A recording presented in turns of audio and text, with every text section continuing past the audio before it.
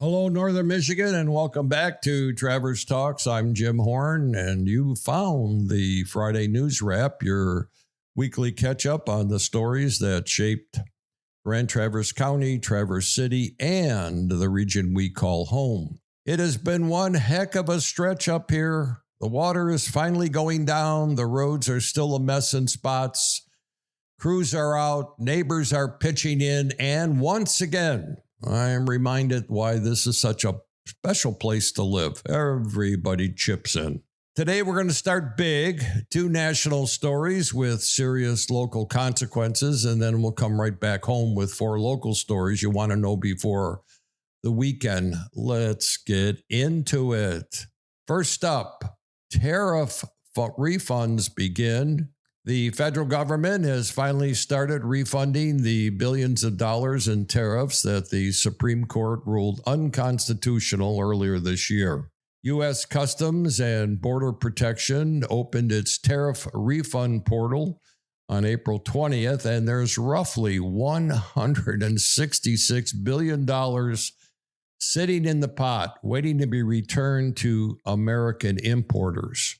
More than 50,000 businesses have already filed claims, but big retailers like Walmart, Target, and Nike are at the front of the line. Walmart alone is owed an estimated $10.2 billion. And I want to remind you folks that $10.2 billion is what the consumers paid in most cases for the inflated tariff prices. The catch is small business owners are reporting technical errors on the portal, hours on hold with customs, and refund timelines of 60 to 90 days at best. If you run a shop here in Traverse City, a gallery, a gift store, a restaurant, and you imported anything during the tariff window, this is going to affect you directly. The cash you paid in is recoverable, but you'll need a customs broker or a steady hand on that portal to get it back.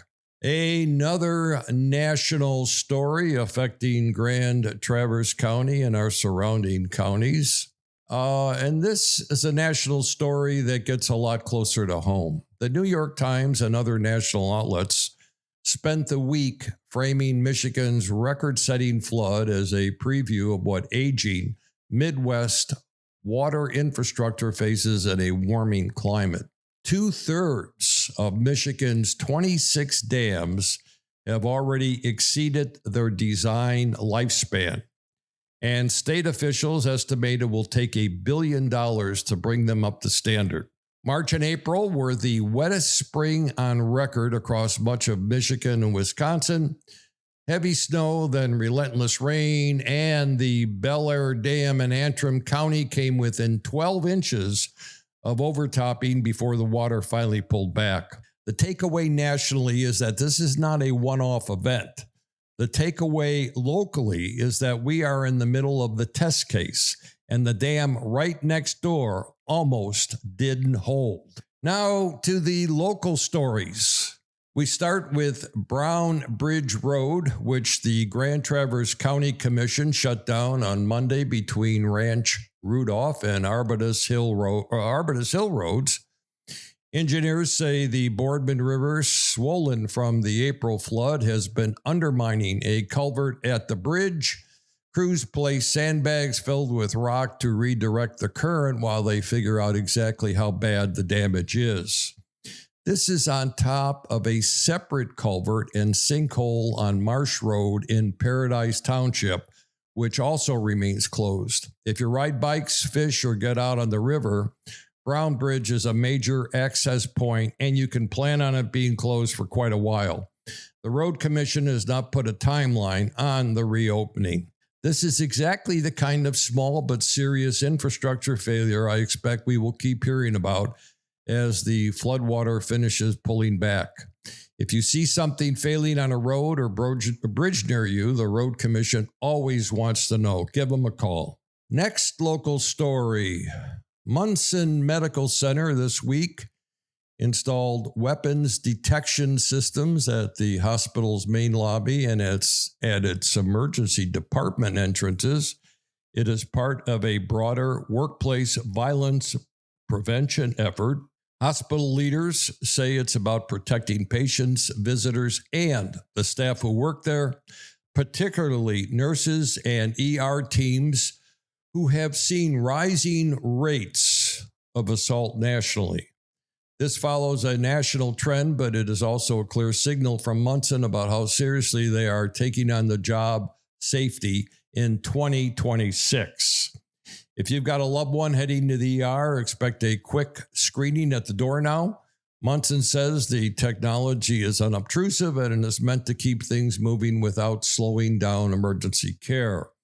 It is a meaningful change for the largest hospital in northern Michigan, and one I think most patients and most staff are really going to welcome. Another story, and it's a construction story. Two construction stories that hit the same corridor, the 3 Mile and US 31 area on the east side. MDOT's redesign of the 3 Mile and US 31 intersection aimed at improving access to the Traverse City State Park beach lot is moving along with completion targeted for July 2nd. A new traffic signal at the campground entrance is expected to go fully live in late April. So that's got to be this week, huh? And on the same corridor, tree clearing has started for the safe routes to the school trail. That trail will add nearly 2 miles of 10-foot wide pathway along 3 Mile and Hammond roads connecting Cherry Knoll, East Middle, St. Elizabeth, Seton, and Grand Traverse Academy to the surrounding neighborhoods and businesses. Stump removal continues through May 5th, so if you live or drive that area, expect some lane shifts, some noise, and some equipment for the next couple of weeks. The bigger picture here is that the East Side Corridor, beach access, school access, neighborhood access is finally getting a connected, walkable plan. And that's a big deal for a part of town that has been hostile to anything but a car for a very long time. And we'll close with a piece of good news. Well, sort of. The Fish Pass project on the Boardman survived a flood that by some measures came within half an inch of being classified as a 500-year event. I always think about these things, a 500-year event that could happen every 5 years. Let's hope that isn't the case. On April 14th, the river surged to 1,120 cubic feet per second. That's 92% above the previous 77-year record. Project officials say the structure was not damaged. The new spillway, the labyrinth where the in-water work, all of it performed as designed.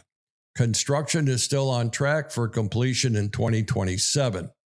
They lost some time to the water, but they didn't lose the project.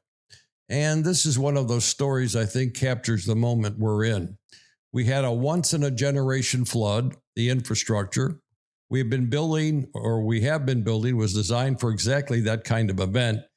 And thankfully, it held. That's your Friday news wrap for May 1st, 2026. Thank you to everyone who's been pitching in this week, the road crews, the dam operators, the folks down at Fish Pass, the neighbors with sump pumps, and the volunteers from the Red Cross and Convoy of Hope working the recovery sites. Northern Michigan shows up. We always do. Hey, if you have a story you want me to cover next week, drop it in the show notes or send it to my way directly. I read everything. I'm Jim Horn. This has been Traverse Talks. Take care of each other this weekend. Get outside if the weather lets you, and I'll see you next Friday. Take care.